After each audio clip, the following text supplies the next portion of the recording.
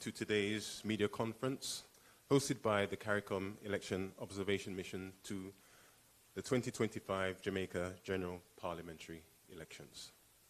Let me on the outset state that the media is a highly valued stakeholder group, so we thank you for taking the time at very short notice to be with us today. I am Brian Belvey. I am the Program Manager, Foreign and Community Relations at the CARICOM Secretariat and Head of the Mission Support Team, and I will be moderating this afternoon's session. I am pleased to introduce, to my right, the Chief of Mission, Ms. Fern Narcis, who is Chief Elections Officer of Trinidad and Tobago.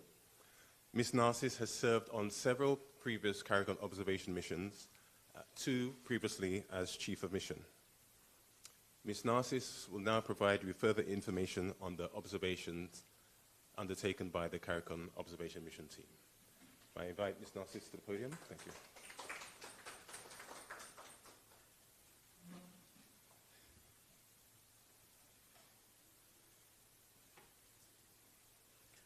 At the invitation of the Chairman of the Electoral Commission of Jamaica, the Caribbean Community, CARICOM, deployed an 11-member CARICOM Election Observation Mission to observe the General Parliamentary Elections of Jamaica on 3rd September 2025. The team arrived in Jamaica over the period 27th to 31st August. The objective of the CEOM is to observe the preparations for and conduct of elections in order to provide an impartial, independent, and honest assessment of the electoral process. This includes consideration of all factors that could impact the credibility and transparency of the elections. Pre-election activities and stakeholder engagement.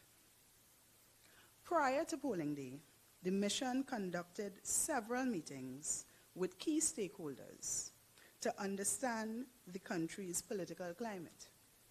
The mission met with Dr. the Most Honorable Andrew Holness, Prime Minister of Jamaica and leader of the Jamaica Labour Party, the Honorable Mark Golding, leader of the opposition People's National Party, the Honorable Earl Jarrett, Chairman of the Electoral Commission of Jamaica, Mr. Glasspool Brown, Director of the Electoral Commission of Jamaica, Mr. Warren Clark, Deputy Commissioner of Police, and Bishop the Reverend Christine Bengoshe of the Jamaica Council of Churches, together with Reverend Courtney Gordon and members of the Jamaica United Group of Churches.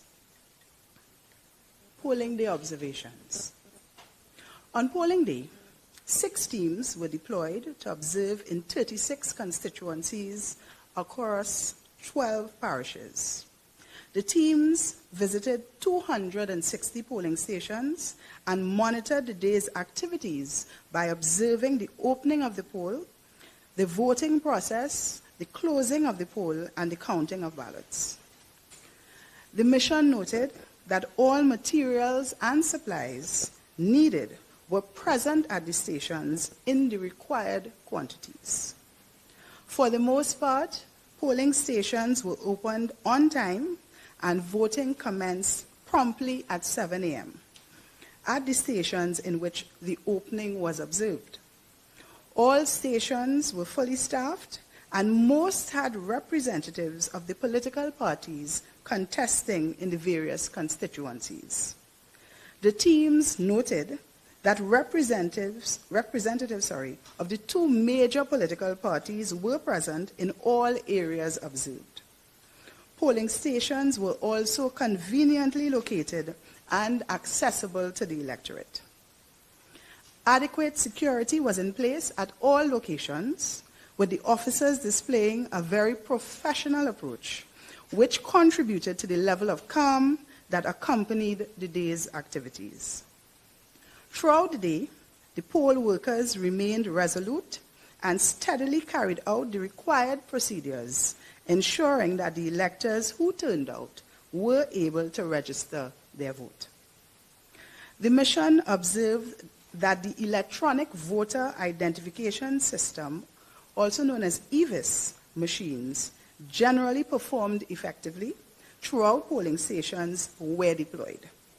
While in some stations there were technical issues, the EOJ's contingency planning appeared to ensure continuity in operations, enabling voters to exercise their franchise without impediment. Election center operations. As Chief of Mission, I also had the opportunity to visit the election center of the Electoral Commission of Jamaica on polling day. The mission observed that the center functioned effectively as a central hub for monitoring electoral operations nationwide. The atmosphere reflected a high level of collaboration and cooperation between the Electoral Office of Jamaica and the wide range of stakeholders present, including representatives of the security forces, political parties, and civil society. Issues raised throughout the day were addressed in a timely and coordinated manner, demonstrating the ECJ's commitment to transparency, responsiveness, and the smooth conduct of the electoral process. Overall assessment and conclusion. The mission's general assessment of the day's activities is that the voters were able to cast their ballots without intimidation or harassment, and that the results of the general elections of 3rd September 2025 reflected the will of the people of Jamaica and reinforced their commitment to the democratic process. Congratulations are heartily extended to the hardworking and dedicated staff of the Electoral Commission of Jamaica, the poll workers, the political parties and their candidates, the security forces, and the people of Jamaica for the mature way in which the elections were conducted and the high level of discipline displayed throughout the process. Jamaicans must indeed be commended for the conduct of a peaceful elections process. The mission's full report will be prepared and submitted to the Secretary General of the Caribbean Community, CARICOM, Dr. Carla Barnett. This report will include the findings of the mission and its recommendations and suggestions for continued strengthening of the electoral process in Jamaica.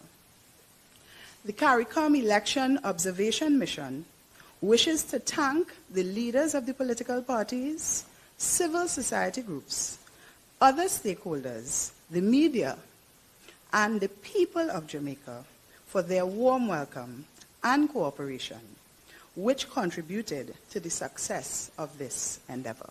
Thank you very much.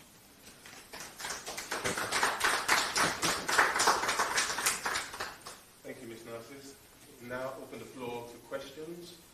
But before asking a question, could you state your name and the media house that you're representing?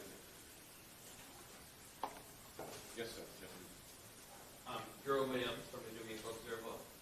Yesterday there were several reports that at some polling stations lines were moving very slow and there were voters who were frustrated. I'm just trying to clarify, based on the polling stations that the observers went to, I didn't really hear if there was any of that observed.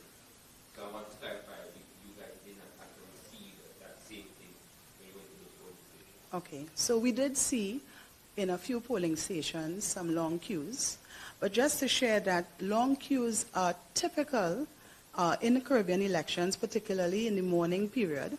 But I must say that I did find that the staff, the poll day staff, were able over time to deal with those queues and persons were able to exercise their franchise. So they were noticed, and we will mention that in greater detail in the report. Next question. Mr. Lady at the back.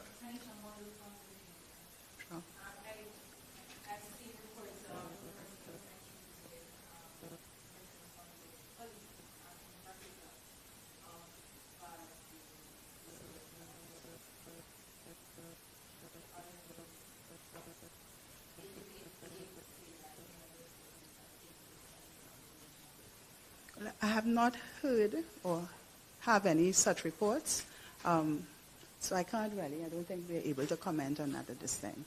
Based on your process, that is something that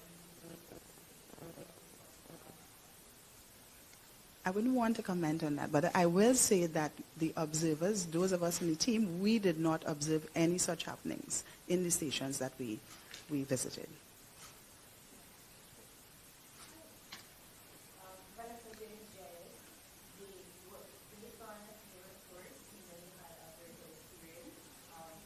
prior to coming to Jamaica, was there anything that you were looking for, consumable, and which was recommended?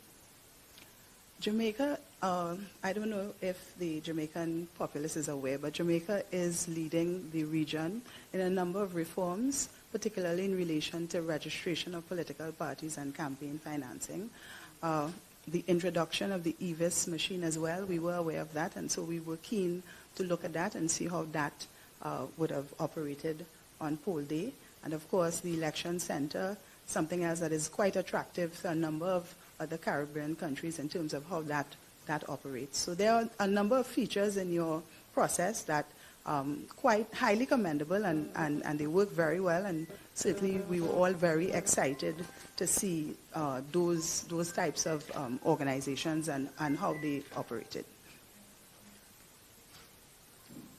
Can you share a concerning recommendation? Not at this time. All the recommendations would be placed in the report, and of course the report will be made available in a few weeks to come.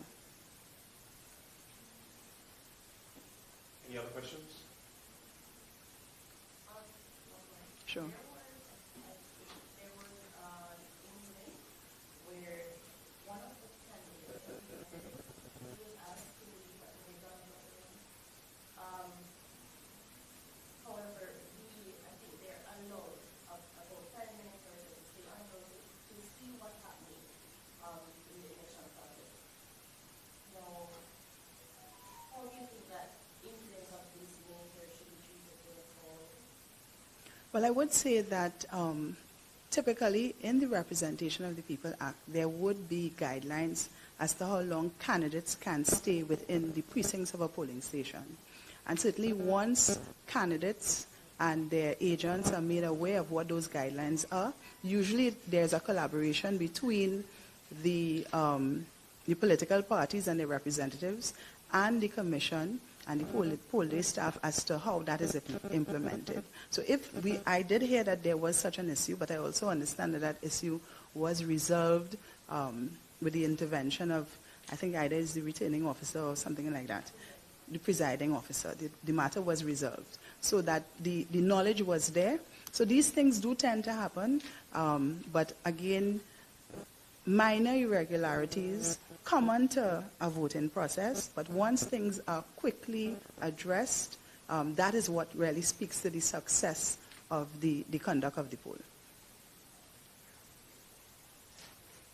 Any more questions?